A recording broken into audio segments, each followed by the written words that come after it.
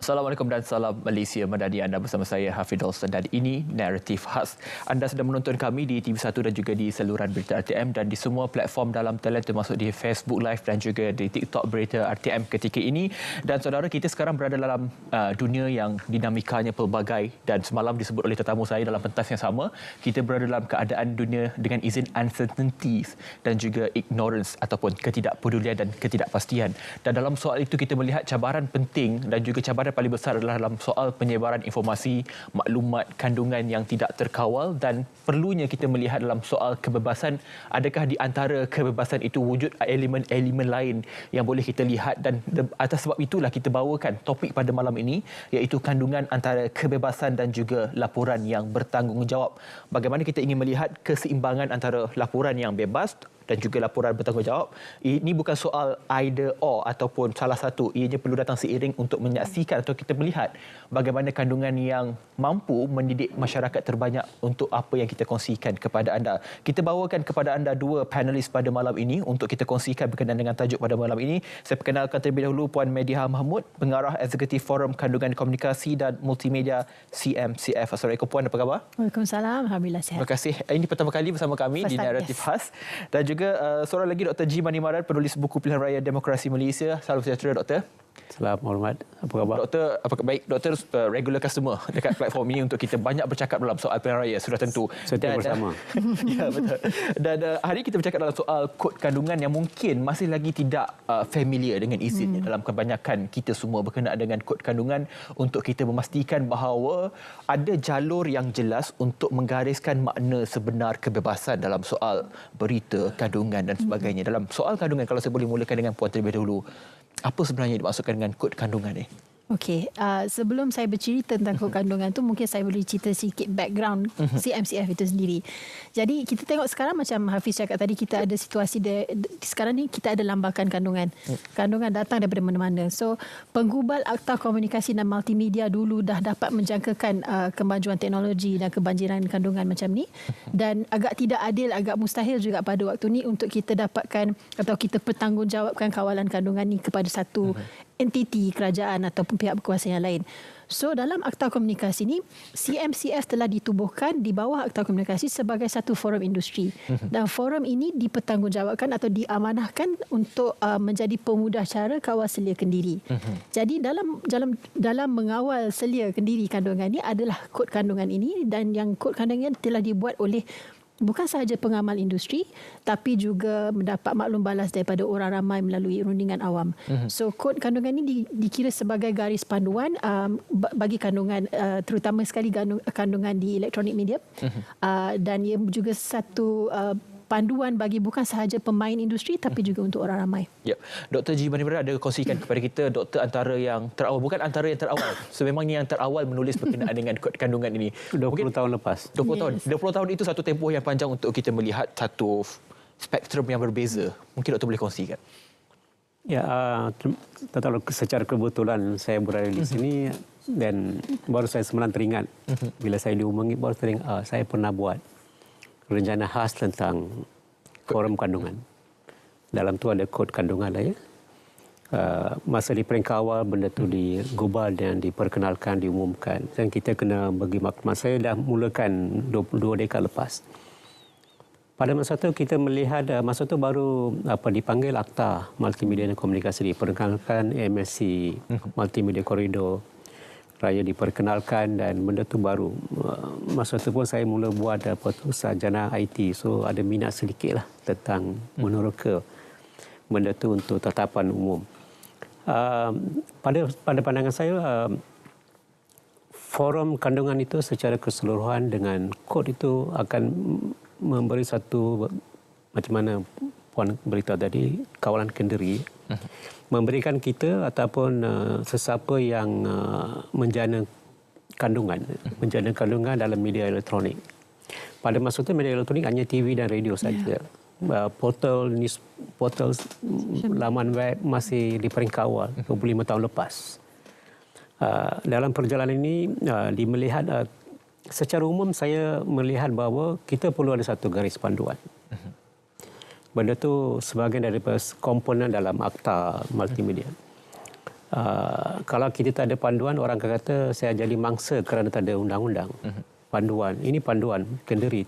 Kalau tak patuh, macam juga dalam kita bidang kewartawanan, kita ada kod etika kewartawanan. Di Malaysia kita ada kod etika kewartawanan NEJ dengan Institut Akhbar Malaysia, NPI. Benda tu garis panduan juga etika. So ini etika. Kalau sama ada kita nak ikut atau tidak. Kalau tak ikut, tapilah ada akta komunikasi. Tetapi menjadi isu sekarang ialah bagaimana benda tu diaplikasikan, diguna pakai untuk memastikan wujud, untuk membicarakan tajuk antara kebebasan dan tanggungjawab. Ya. Sebab tu saya kata tadi, dia menjadi satu panduan. Tetapi sejauh mana dia membantu ke arah mewujudkan kandungan yang kreatif, yang dinamik, yang efektif, yang seimbang untuk kegunaan masyarakat keseluruhan, itu satu peringkat. Satu lagi, saya rasa sampai sekarang, walaupun saya pernah buat artikel 20 tahun lepas, saya rasa pada pandangan saya masih ramai tidak tahu apa itu forum kandungan. Kita proses pendidikan mendidik orang ramai, khususnya pengamal ataupun the players, pemain-pemain industri dalam tu, termasuk saudara Hafiz, salah seorang dalam segmen tersebut. Saya rasa ramai masih tak faham. Sebab tu bila kita tak faham wujud pergeseran yang sampai wujud satu persepsi kata MC ataupun apa tu dia panggil SKMM bertindak ke melepas sampai mengawal media dan pengamal, itu wujud. Sebab tu saya melihat kita ada sebagai, kalau tanya pada saya, kod kandungan dengan forum kandungan itu memberi satu, ini tak lengkap. Kalau saya sampai hari ini lepas 20 tahun masih belum lengkap. Dia punya isinya belum lengkap.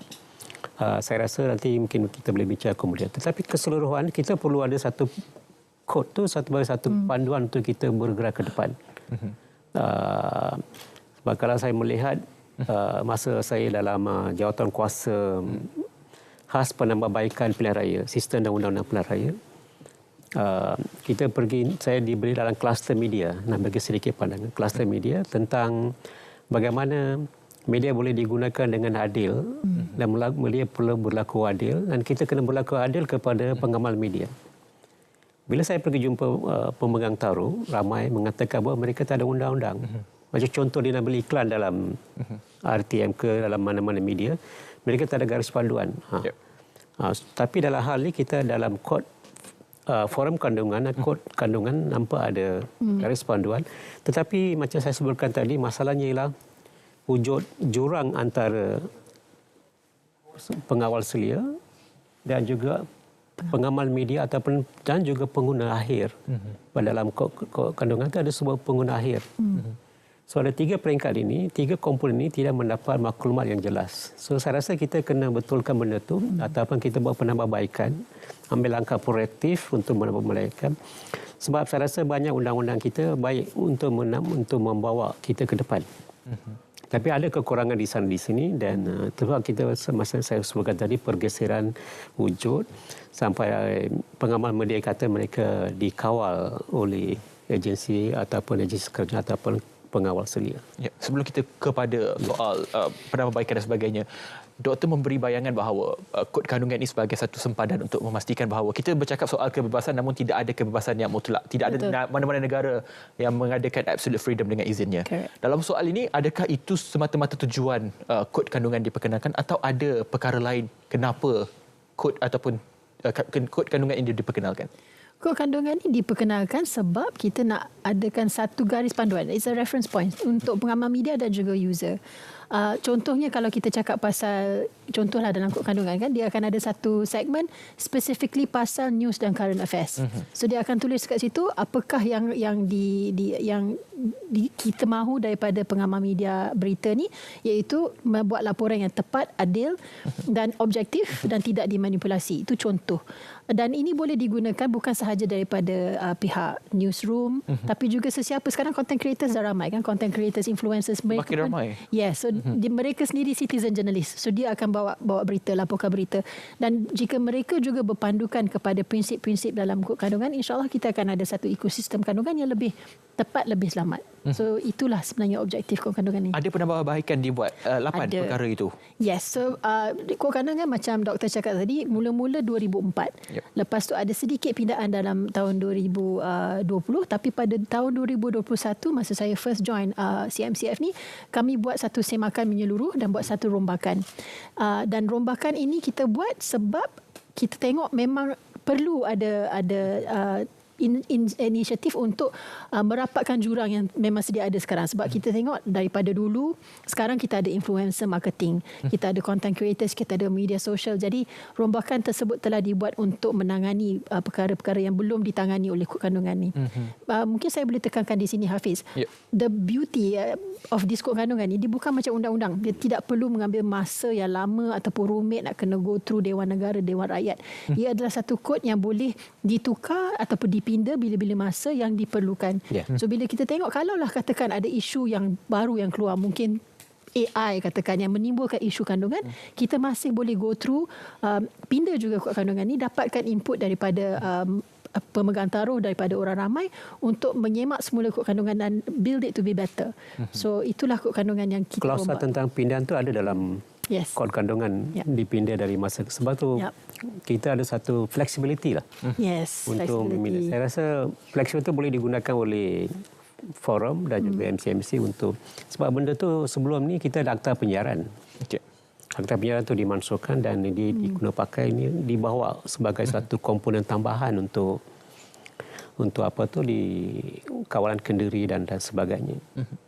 Itu saya setuju sebab kita boleh buat pindahan itu dengan bila-bila. Masa kita nak buat ERC pemegang taruh, kita ada jumpa MCMC.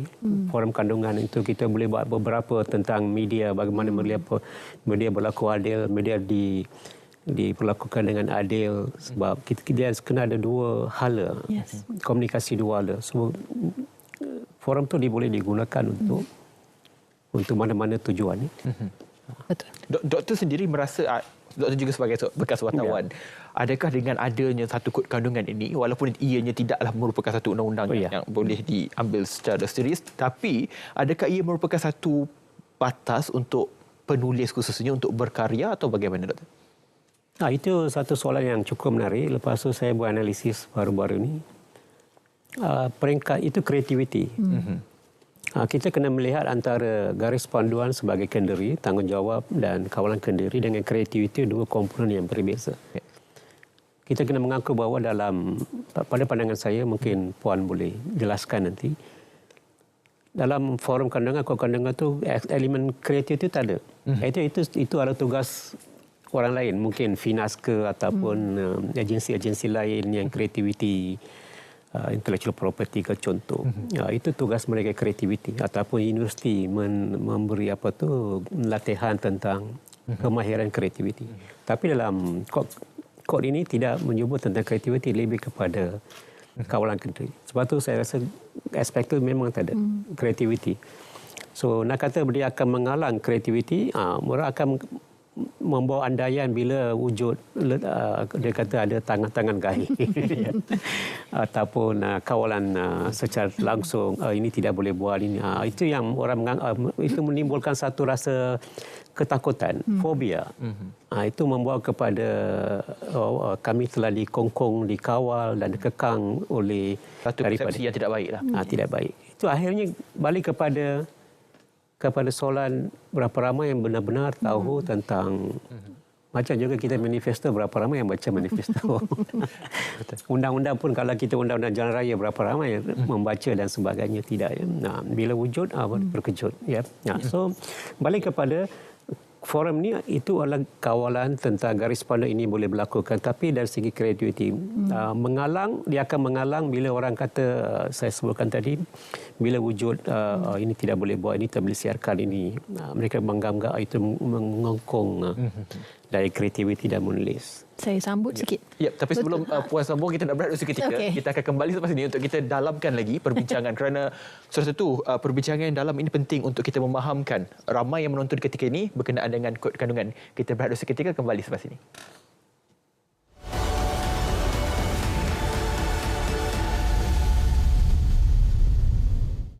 kita buat satu app ni, semua bisnes kat dalam kampung ni, kita letak dalam satu app. Baru kita boleh buat orang bandar ni berhubung dengan orang kampung. Jaringan berkomunikasi tanpa sepadan. Nak join? Saya dengan Mak boleh tolong.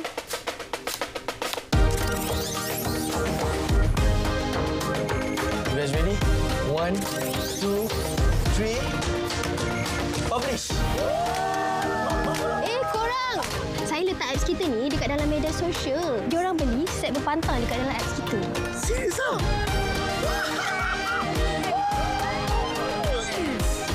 Azimah! Cepat! Kau ambulans! Kakak ni nak sana pula! Nasib kat sini ada wifi bang. Dapat juga abang tengok clear muka anak kita. Marilah sama-sama kita kan kian bijak berkesan literasi digital. 5 aktiviti popular penggunaan internet. Seramai 99% individu menyertai rangkaian sosial seperti Facebook, Twitter, YouTube, TikTok dan lain-lain. 91.8% menunjukkan aktiviti memuat turun gambar, filem, video atau muzik, bermain atau memuat turun permainan. Sebanyak 89.4% individu gemar mendapatkan maklumat tentang barangan atau perkhidmatan.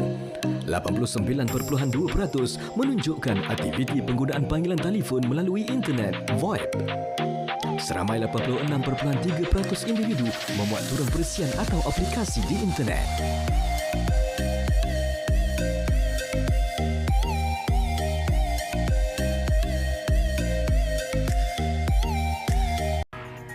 Langkah elak penyakit berkaitan banjir.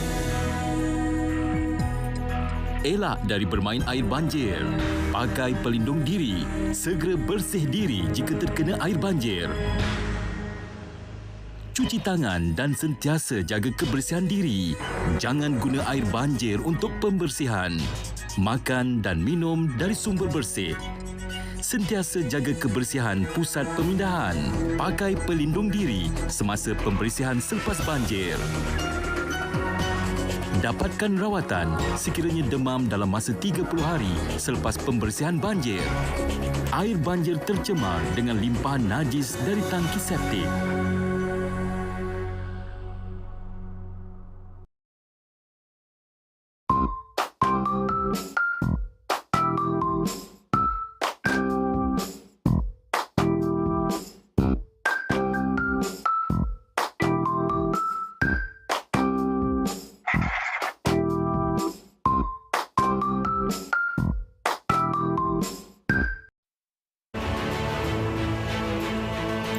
Mensasarkan Malaysia untuk menduduki tangga ke-20 teratas dalam sub-indeks kecekapan kerajaan dalam IMD World Competitiveness Yearbook pada akhir tempoh RMK 12. Bagi memperluas akses perkhidmatan awam kepada rakyat, kerajaan telah beralih kepada pendigitalan perkhidmatan yang diungkapkan sebagai kerajaan berteknologi termaju GovTech.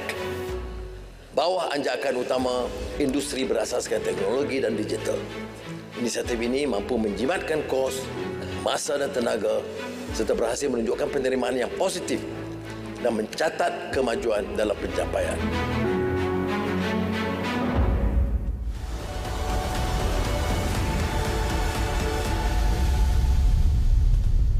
Baik, bertemu kembali dalam naratif khas kandungan antara kebebasan dan juga laporan bertanggungjawab. Itu topik yang kita bawakan pada malam ini.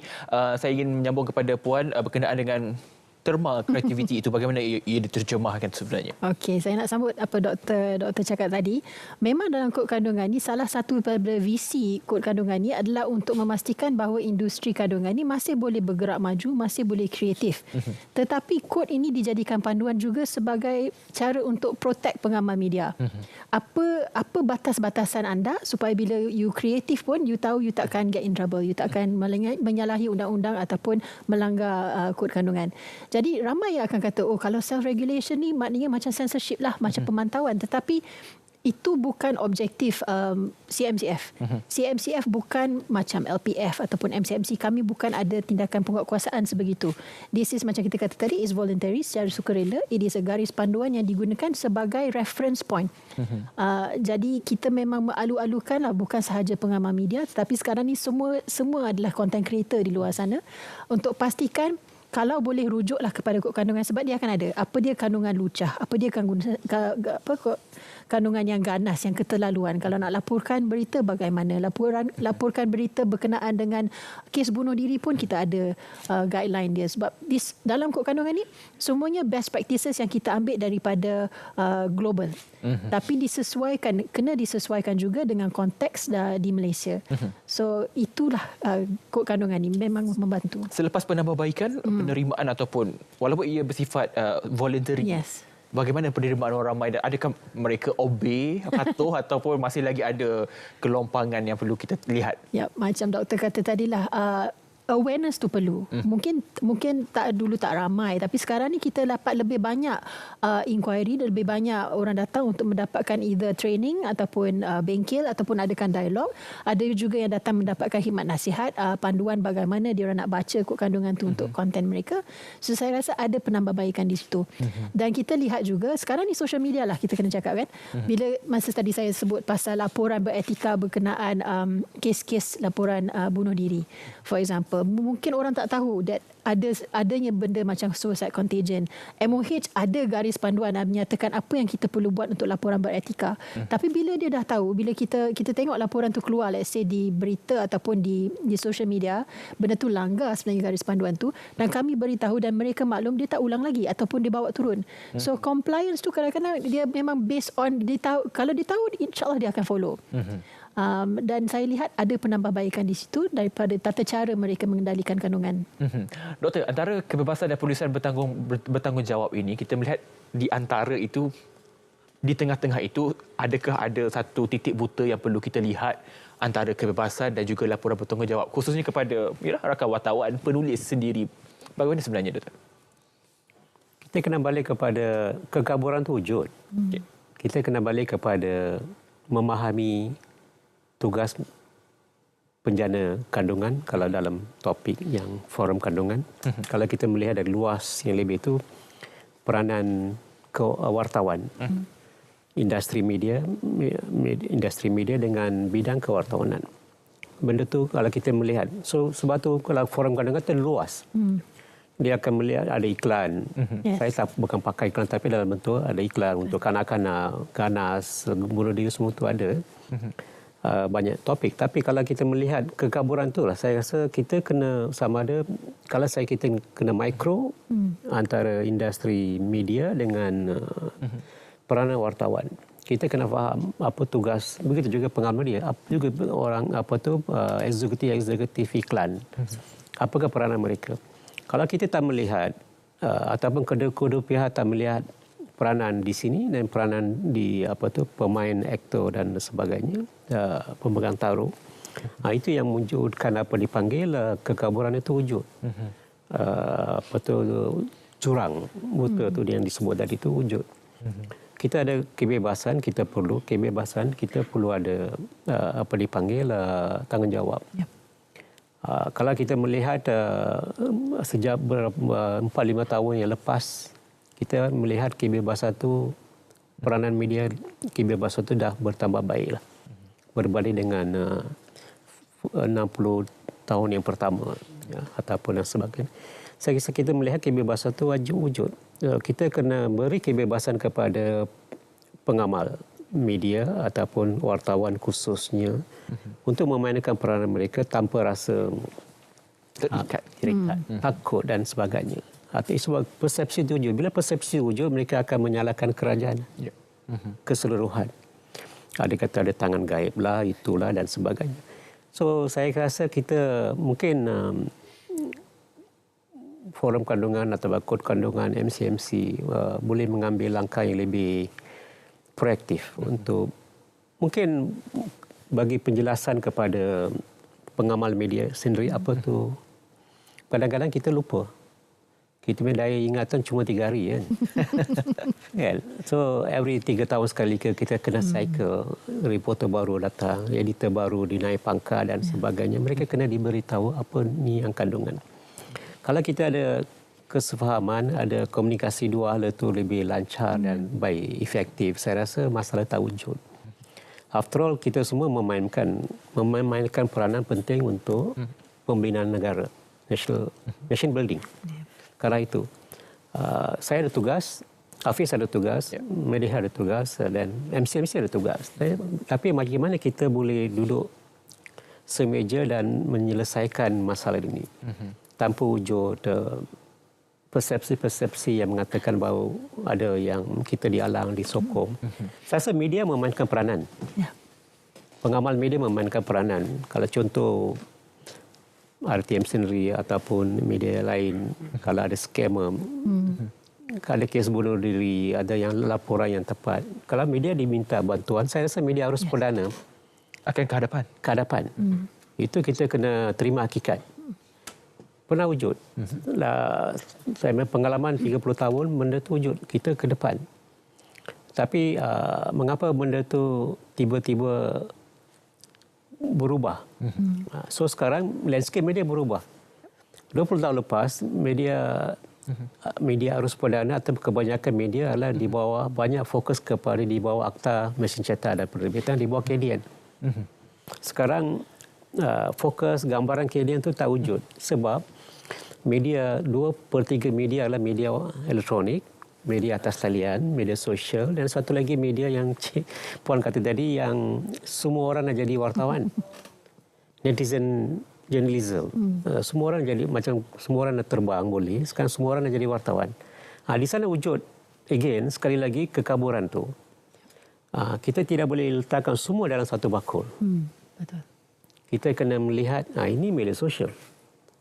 Ini media arus perdana.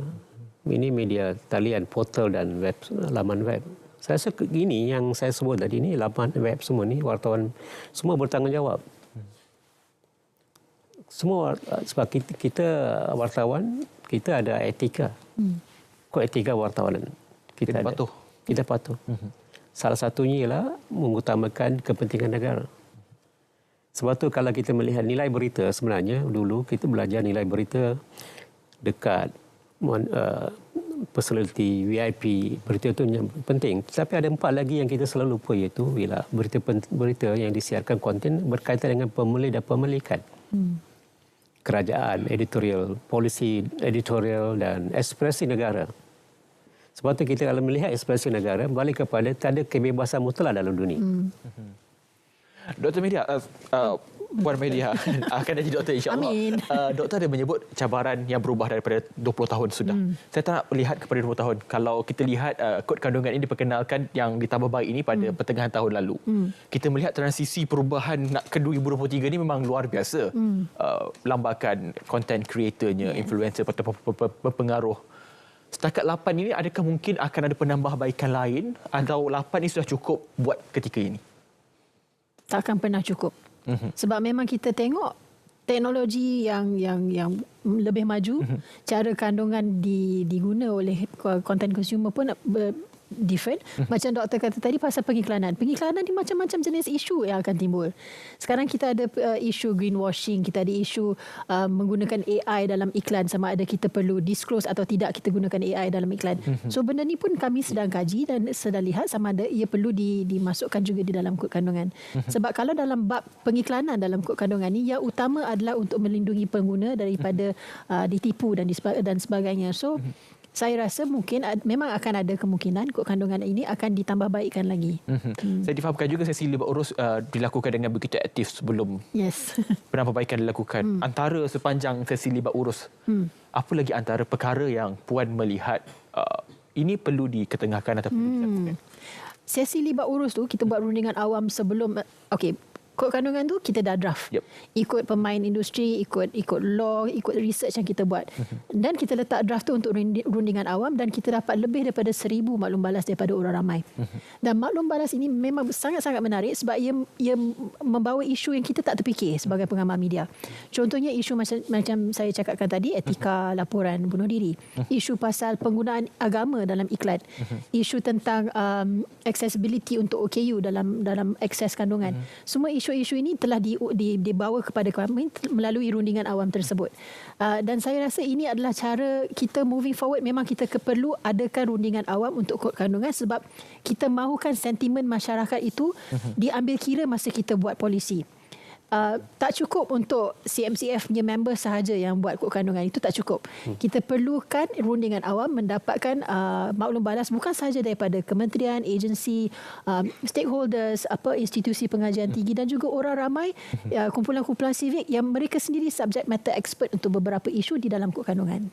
Baik, itu penerangan dan juga sesi urus yang kita kongsikan. Kita akan berat sekali lagi, kita akan kembali selepas ini untuk kita melihat dan saya tertarik apa doktor katakan berkenaan dengan persepsi. Itu yang saya akan ajukan soalan kepada doktor selepas ini.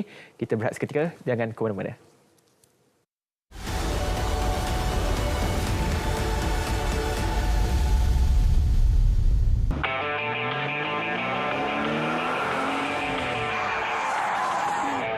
Apa hal kita ni? Kejabaan biasa turun.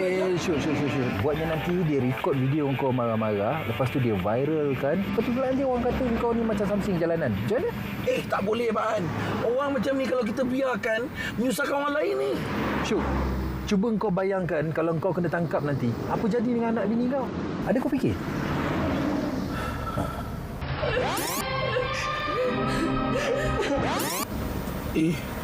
Takutlah saya, Baan. Kesian, tak ada siapa nak tolong anak bini saya kat rumah. Syuk, biarkan. Tugas ni, biarkan pihak berkuasa yang jalankan kerja dia orang. Tugas kita patuhi undang-undang jalan raya. Kita jangan ikut perangai macam dia. Kalau Abang cakap macam tu, baiklah. Sikap anda mengubah segalanya. Kawal emosi dan patuhi undang-undang jalan raya.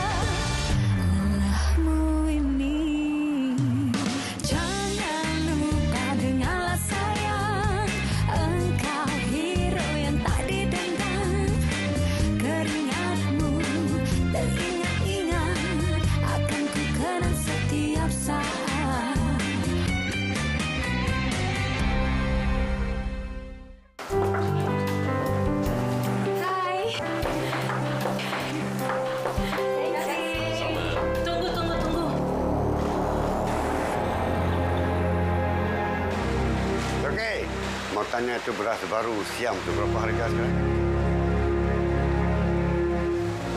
Hai, lele. Ayah, santai say. Maaf deh, perempuan tanya. Hello?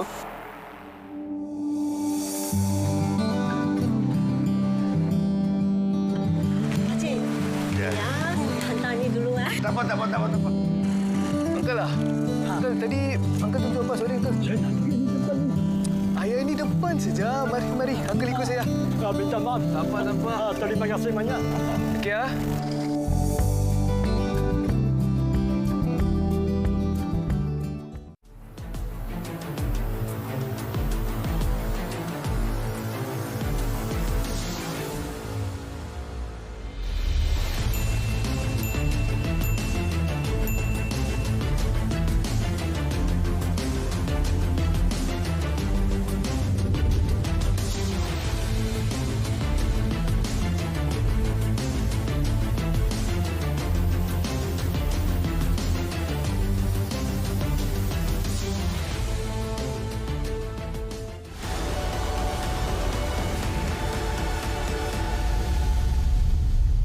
Baik, bertemu kembali dalam naratif khas. Sebentar tadi doktor ada menyebut dalam soal persepsi. Persepsi ni doktor, satu perkara yang sangat sukar untuk kita hapuskan bila kita ulang dengar setiap hari.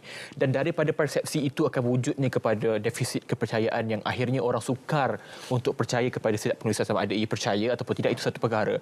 Dalam soal ini, bagaimana sebenarnya keadaan persepsi ini bawa kepada defisit kepercayaan akan memberi kesan kepada penulisan akan datang?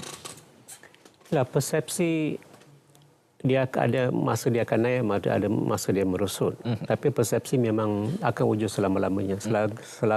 Selagi ada media ke ataupun politik, persepsi akan wujud.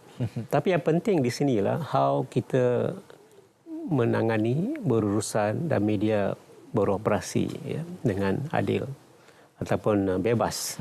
Bukan adil, bebas. Adil kepada semua orang tapi bebas. Kalau bila media tak bebas, dia akan ataupun penulisan kandungan ke buku lah apa saja. Hari ini kita bercerita bukan hanya media saja secara keseluruhan. TV di bawah MCMC, Akta, multimedia. Kalau buku dan surat khabar dan di sebelah di sana, online di sebelah sini lagi. So apa yang penting ialah media kena berlaku adil, bebas, dibiarkan dia media penjana konten. Termasuk movie, TV, movie, program pun begitu juga. Biar berlaku dipanggil bebas dan mereka beroperasi. Kalau ada kekurangan, benda itu perlu ditangani secara di saluran yang betul. Kalau ada media yang memetik salah petik, fakta salah ataupun membuat satu laporan-laporan konten yang bersifat fitnah. Sekarang banyak yang wujud dalam media sosial kan. Kalau fitnah, biar mereka ambil tindakan di bawah akta yang sewajarnya. Betul. Akta, contoh akta fitnah. Sama ada orang biasa ke, menteri ke, Perdana Menteri ke, biar ambil tindakan. Tetapi yang pentinglah kita kena memberi ruang yang secukupnya kepada penjana konten. Penjana kandungan. Termasuk wartawan dan sebagainya untuk bergerak dengan bebas. Betul. Kalau tidak, benda itu akan diterjemahkan dalam bentuk trust, kepercayaan, defisit. Dan akan diterjemahkan dalam bentuk undi dalam pilihan raya.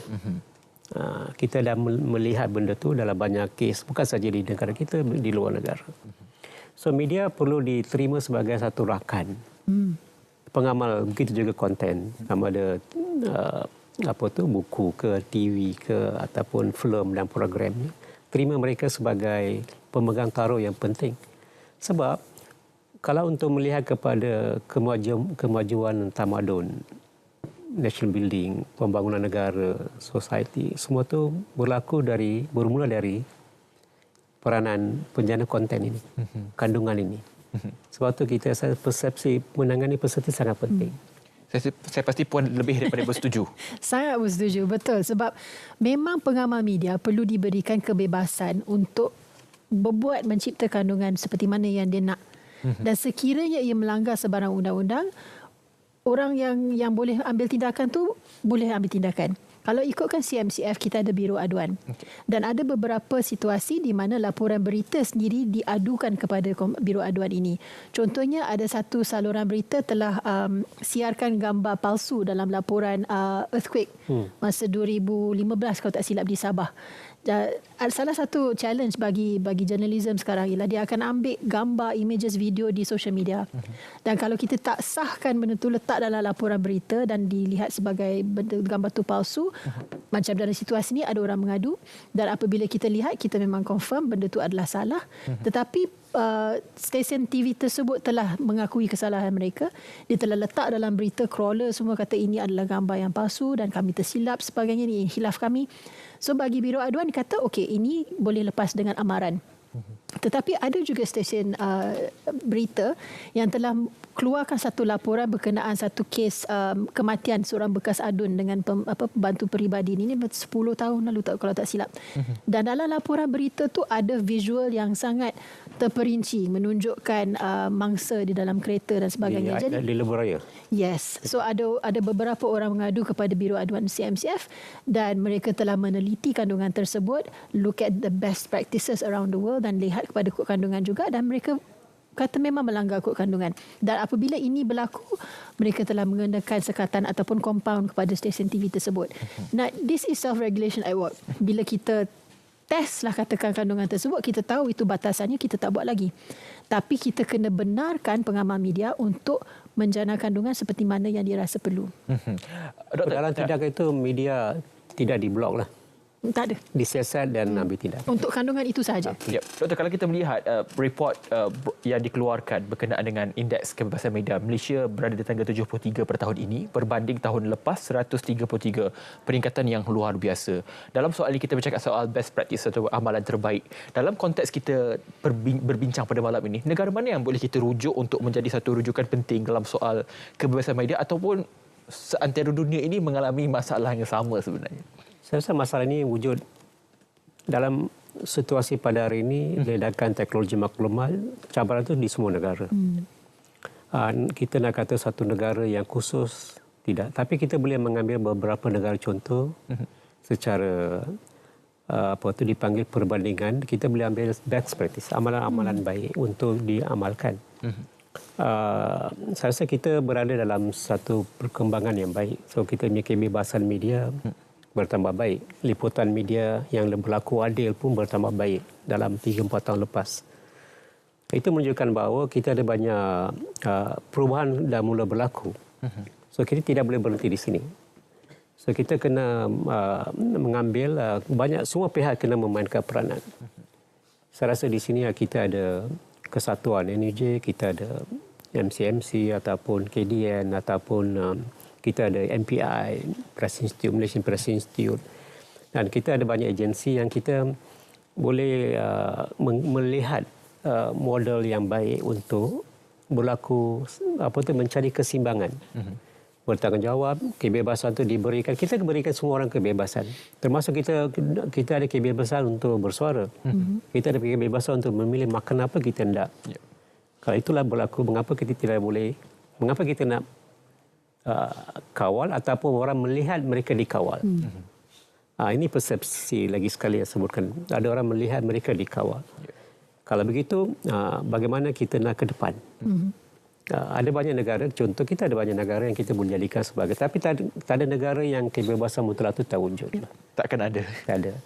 Akan ada macam Indonesia lepas reformasi 1994, mereka banyak berubah. Mungkin kita boleh gunakan sebagai contoh di sana. Ya, kebebasan itu wujud.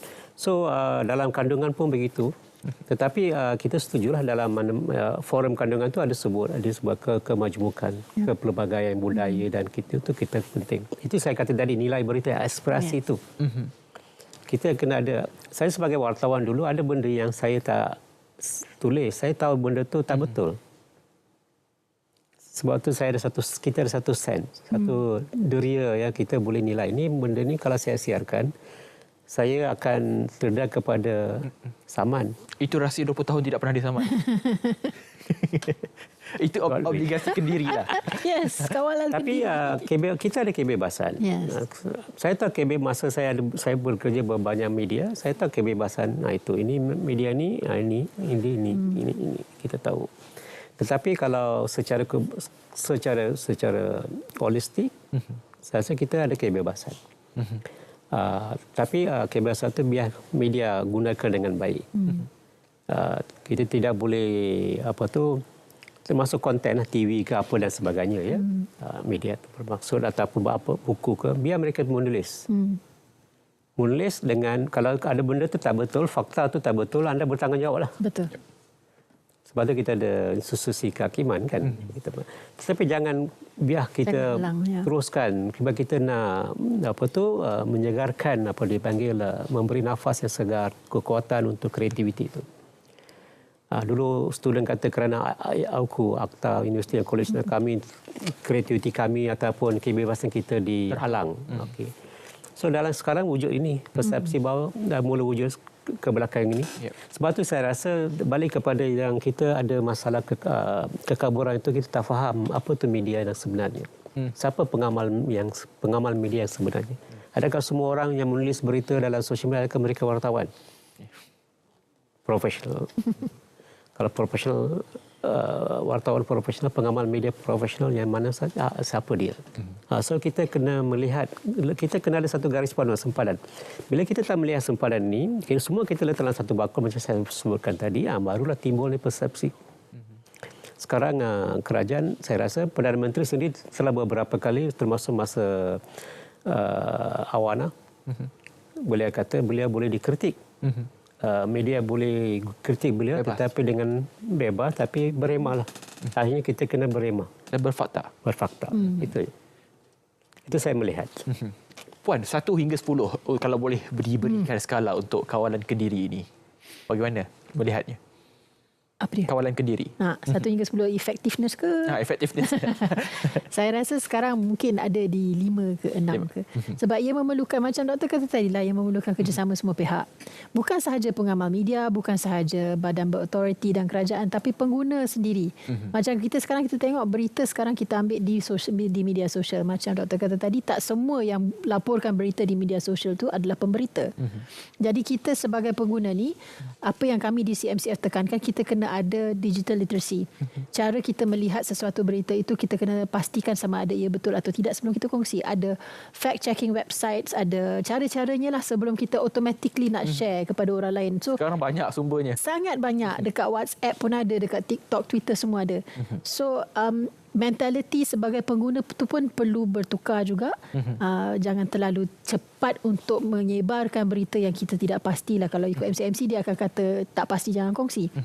Dan pada masa yang sama saya lihat, kalau dah terkongsi berita yang palsu, apabila kita tahu fakta sebenar dan berita yang sebenar, kongsikan sekali. Sebab selalu kita ingat berita palsu tu cepat sangat viral. Tapi bila kita keluarkan statement yang menyangkal berita palsu tu, tak se-viral berita palsu tadi, tak keluar. Tak ada orang share kat WhatsApp. So benda tu akan berlarutan. Palsu. Ya, betul, yang sensationalized tu. So kadang-kadang explanation tu tidak sensational daripada berita palsu tersebut, so dia tidak viral. Jadi salah satu benda dalam kod kandungan tu pun ada kata, sekiranya terkeluar berita yang palsu, kena cepat-cepatlah perbetulkan. Tapi media harus peranan akan membantu orang kandungan. Kami tidak boleh bergerak secara silo. Ya, betul. Memang kena kerjasama. Sementara pun ada menyebut soal biro aduan. Mungkin boleh kongsikan kepada kita bagaimana saluran itu boleh dilakukan, apa yang perlu kita bawa, yang sediakan. Okey. Kalau biro aduan ni, explain sikit pasal biro aduan ni.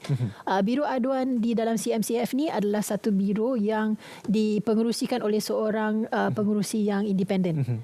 Dan di dalam biro ni ada wakil-wakil daripada kategori ahli kami, ada penyiar, ada pengiklan, ada kumpulan sivik, ada telco dan sebagainya. Dan sekiranya ada aduan daripada pengamal industri ataupun orang ramai, boleh salurkan terus kepada Content Forum dan ianya akan dilihat oleh biro aduan tersebutlah.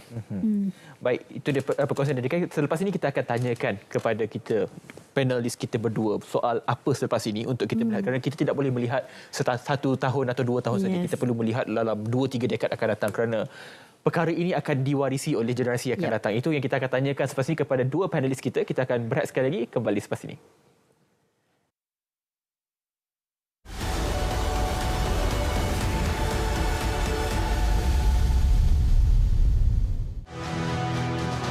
Tahun ni pun, sementara nak dapat hasil, sama ada 2 kali setahun ke sekali setahun, sementara nak dapat hasil tu, tunggu nak buat apa? Sebab itu tahun ni saya bagi RM200 sebulan untuk 3 bulan sementara nak ambil tuai. Berapa orang dapat? 300,000 pesawat padi. Berapa belanja? RM228 juta.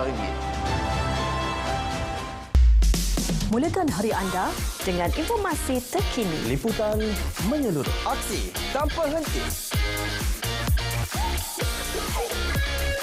Bersama kami dalam Berita Pagi 7 Pagi, Berita Pagi Sabah 7.10 pagi. Berita Pagi Sarawak 7.20 pagi.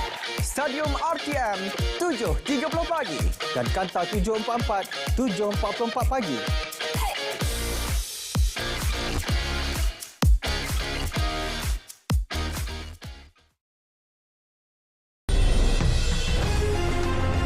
Rangkuman perlawanan-perlawanan mingguan Liga Malaysia. Kupasan isu-isu terkini dan perkembangan aktiviti bola sepak tempatan. Memberi satu peluang baru kepada pasukan-pasukan yang bertanding. Saksikan aksi-aksi menarik Liga Bola Sepak Malaysia dalam Sekilas Liga setiap Khamis 11 malam di saluran OK dan saluran sukan RTM. OK Malaysia. Anda bersedia? Ayo semua. Depan, belakang, jengkel, lompat, kiri, kanan, angkat, tolak, bawah dan atas. Teruskan. Cuk. Tarik nafas. Lepas. Sempena bulan Malaysia sihat sejahtera. Mulakan gerak sihat anda sekarang. Lebih aktif. Lebih hemat. Tidak ada pusat hemodialisis di Felda. Jadi kena jalan jauh ke hospital. Saya luluskan peruntukan 21 juta ringgit ke semua wilayah Felda, termasuk Yayasan Felda, pusat hemodialisis, 12 buah pusat hemodialisis yang boleh meringankan beban 2,000 pesakit. Jumlah 21 juta ringgit diluluskan sekarang.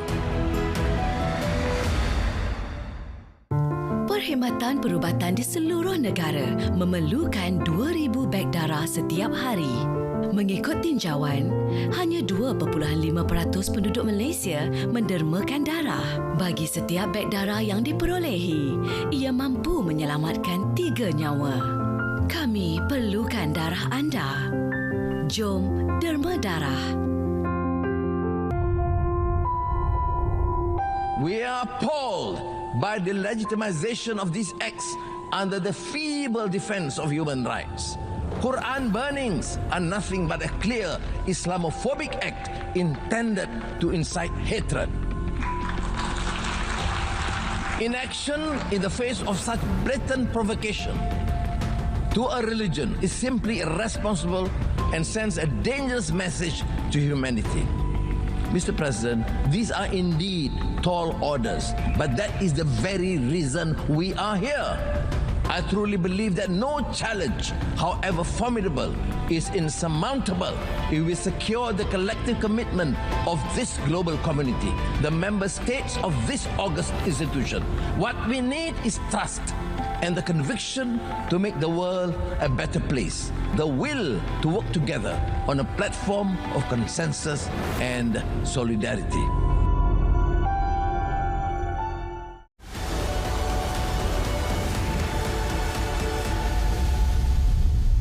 Baik, memasuki segmen terakhir untuk naratif khas pada malam ini. Kalau kita bercakap dalam soal apa juga perkara di platform ini, kita selalu melihat dalam soal kemampanan, dan dalam soal itu juga kita ingin melihat, kita tidak perlu melihat bukan sahaja melihat pada hari ini, perlu juga melihat kepada generasi akan datang. Dalam soal ini saya nak kembali kepada doktor terlebih dahulu. Apa seterusnya untuk kita bercakap dalam soal kod kandungan, apa lagi elemen penambahbaikan yang perlu kita letak dan juga pastikan ia berjaya sehingga mencapai kepuasan kita? Soalan cukup mas. Saya apapun kita kena ucap tahniahlah, syabas kepada Forum Kandungan. Pengalaman saya dah 20 tahun saya melihat ada, especially yang terutama yang pindahan yang dibuat untuk kanak-kanak OKU dan sebagainya. Sebab mereka kumpulan yang tidak diberi perhatian secara tak langsung. So saya rasa ada perubahan. Saya rasa kita tidak boleh berhenti di sini. Dunia berubah, teknologi berubah. Cabaran berubah.